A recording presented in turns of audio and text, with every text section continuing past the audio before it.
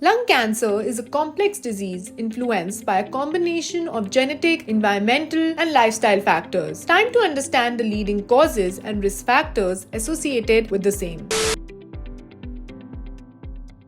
Number one cause is lung cancer is tobacco smoking. Number two cause also tobacco smoking. Number three cause also tobacco smoking. So it's a very common cause for lung cancer. About 90% of lung cancers are caused by cigarette smoking. The second factor would be passive smoking. If a person smokes and his spouse is nearby and living with a person, then that person also likely to develop lung cancer. This we call it second smoking or passive smoking. That is the second most important factor. That's how many women in India develop lung cancer because of the passive smoking. Third factor is environmental and atmospheric pollution. In cities, people living in cities are exposed to a polluted air, which is caused by industrial pollution as well as automobile pollution. So these are the three main factors. Secondhand smoke, also known as passive smoke, exerts detrimental effects on non-smokers who involuntarily inhale tobacco smoke. Pervasive in homes, workplaces, and public spaces, secondhand smoke poses serious health risks to those exposed, and non-smokers subject to secondhand smoke may experience an elevated risk of respiratory issues too.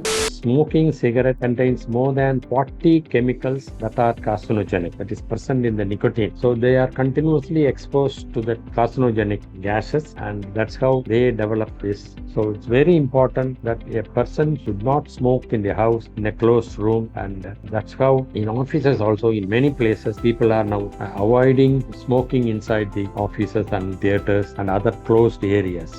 While smoking remains the primary cause of lung cancer, so can genetic factors play a role in influencing the risk of developing lung cancer? It is not a very important factor, but about 10% of the people have some familial background of lung cancer. There are some factors. If a person develops lung cancer, he is likely to have a genetic predisposition to develop lung cancer, like P53, same thing, TP53 and KRAS. These are mutations that are associated with production of lung cancer. And if a person has this type of mutation, then the members in the family, other members of the family can also have this genetic predisposition. Similarly, they can have EGFR mutation, ALK mutation, RET mutation, MET mutation, and so many other mutations which are found in a particular person are likely to be present in other members of the family. So there is some amount of genetic predisposition to develop lung cancer in a particular family. While various factors contribute to the complexity of lung cancer, tobacco smoke stands resolutely as the leading cause of this devastating disease. The overwhelming evidence linking cigarette smoking to lung cancer underscores the urgency of tobacco control initiatives too.